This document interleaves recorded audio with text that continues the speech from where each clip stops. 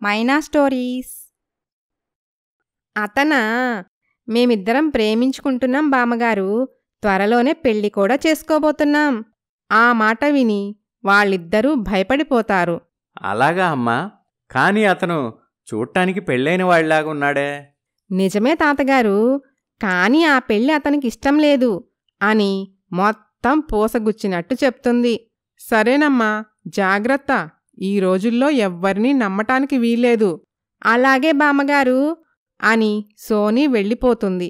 అమ్మమ్మ తాతయ్య ఇద్దరూ హడావిడిగా ఐశ్వర్య దగ్గరికి బయలుదేరతారు. అత్తగారింట్లో అందరూ కలిసి ఐశ్వర్యని ఆ ఇంటి పనిమనిషిని చేసేస్తారు. ఎప్పుడూ పనిచేయటం అలవాటులేని ఐశ్వర్య ఇంటి పనులు మొత్తం చెయ్యటానికి చాలా కష్టపడుతూ ఉంటుంది.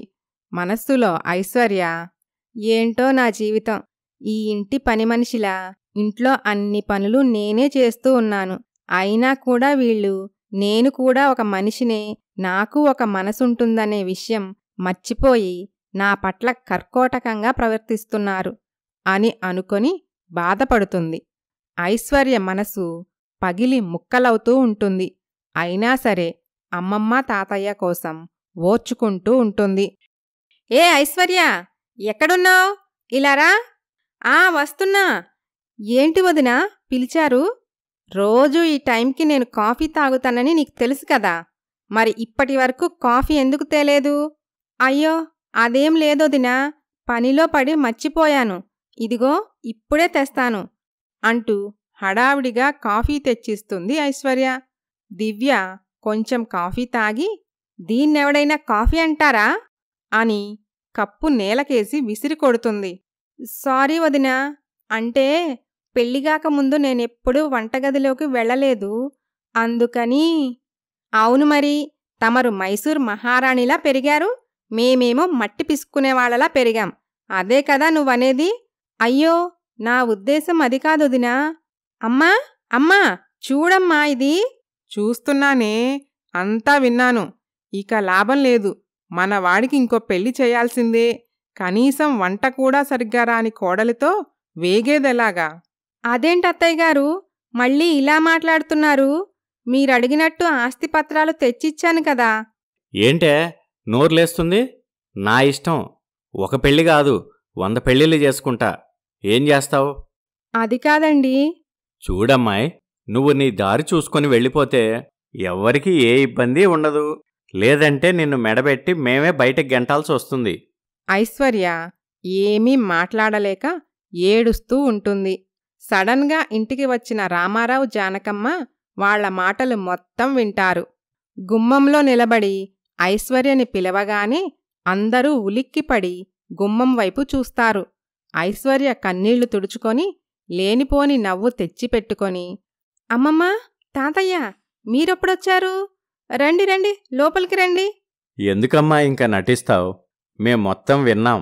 వీళ్ళు నిన్ను ఇన్ని బాధలు పెడుతుంటే మాకు ఒక్క మాటైనా చెప్పాలని అనిపించలేదా తల్లి? అది కాదు తాతయ్య, మీరు బాధపడతారని చెప్పలేదు. మీరిలాంటి డబ్బు మనుషులని తెలియక మా మనవరాల్ని మీ ఇంటి కోడలుగా చేశాం. ఇప్పుడు తెలిసిందిగా, మీ మనవరాల్ని మీ ఇంటికే తీసుకెళ్ళండి. అలా ఎలా కుదురుతుంది? ఒక ఆడపిల్లకి పెళ్ళయ్యాక అత్తారిల్లే శాశ్వతం. మీ ఇష్టం వచ్చినట్టు ఏది చెప్తే అది కుదరదు. అయితే మీ ఇష్టం. మీ మనవరాల్ని ఇక్కడే ఇలాగే ఉంచితే మా చేతుల్లో చిత్రవదలు అనుభవిస్తూ ఉంటుంది. అవును, ఆ పాప మాకొద్దు, అందుకే మీ అమ్మాయిని మీరు తీసుకెళ్ళండి. ఇదేం విడ్డూరమమ్మా, ఏం మాట్లాడుతున్నావు నువ్వు? పెళ్ళైన ఆడపిల్లని పుట్టింటికి తీసుకెళ్ళి మేమేం చేయాలి? అది కూడా మేమే చెప్పాలా? ఇంకో పెళ్లి చేయండి, లేదంటే మీ ఇంట్లో షోకేసులో పెట్టుకోండి. రేయ్, నీ పెళ్ళానికి ఇంకో పెళ్లి చేయమంటున్నావు? నువ్వు అసలు మనిషివేనా?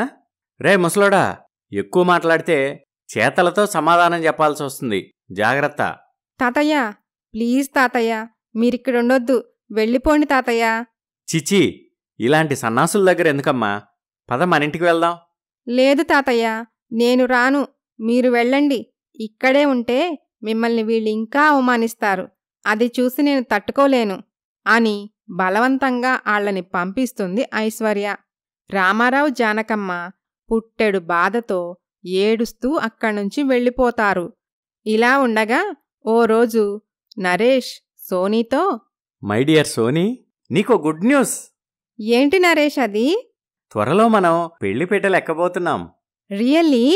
ఎస్ డియర్, మా వాళ్ళను కూడా ఒప్పించాను. త్వరలో ఒక మంచి రోజు చూసుకొని మా వాళ్లతో మీ ఇంటికి వస్తాను, సరేనా? Okay Naresh, I'm so happy అని అనుకుంటారు. మరోవైపు రామారావు జానకమ్మ చాలా బాధపడుతూ ఉంటారు. అల్లారు ముద్దుగా మహల్లో మహారాణిలా పెంచుకున్న మనవరాలి జీవితం అలా అయిపోవటంతో మానసిక వేదనతో మంచం పడతాడు రామారావు. ఏంటండి ఇది? మనం కూడా ఇలా అయిపోతే మన మనవరాలికి తోడెవరుంటారు చెప్పండి? గుండె రాయి చేసుకుని తట్టుకోవాలి తప్ప ఇలా దిగులు పడితే ఎలా చెప్పండి అని రామారావుకి ధైర్యం చెప్తుంది జానకమ్మ. చీమకు కూడా హాని చేయని నా చిట్టి తల్లికి ఎన్ని కష్టాలొచ్చాయి. తనకిది కావాలి అని నోరు తెరిచి కూడా చెప్పలేదు, అమాయకురాలు. అలాంటిది ఇప్పుడు రాక్షసుల్లాంటి మనుషుల్ని ఎదుర్కోవాల్సి వస్తుంది. మంచో చెడో ఈ విధంగా అయినా మన మనవరాలు రాటు తేలుతుందిలేండి. రేపు మనం లేకపోయినా ఈ సమాజంలో ఎలా బ్రతకాలో నేర్చుకుంటుంది. దేవుడున్నాడు, మన మనవరాలికి అన్యాయం చెయ్యడు అని అనుకుంటారు. మరోవైపు అత్తగారింట్లో ఐశ్వర్య పీడ ఎలా వదిలించుకోవాలా అని పన్నాగాలు పన్నుతూ ఉంటారు.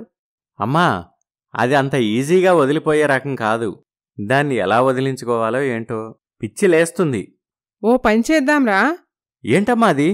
దానికి పిచ్చి పట్టిందని చెప్పి ఓ పిచ్చాసుపత్రిలో జాయిన్ చేద్దాం, ఏమంటారు?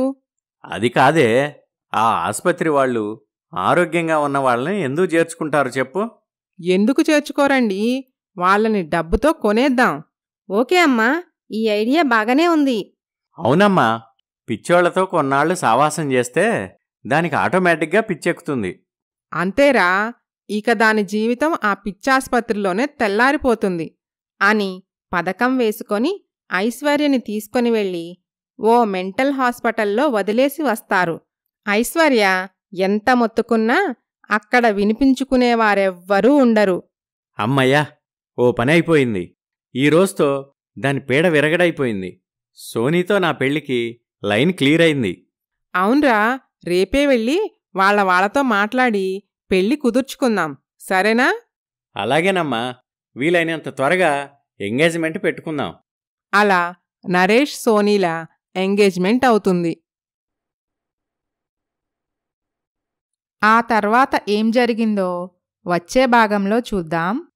Please subscribe Maina stories.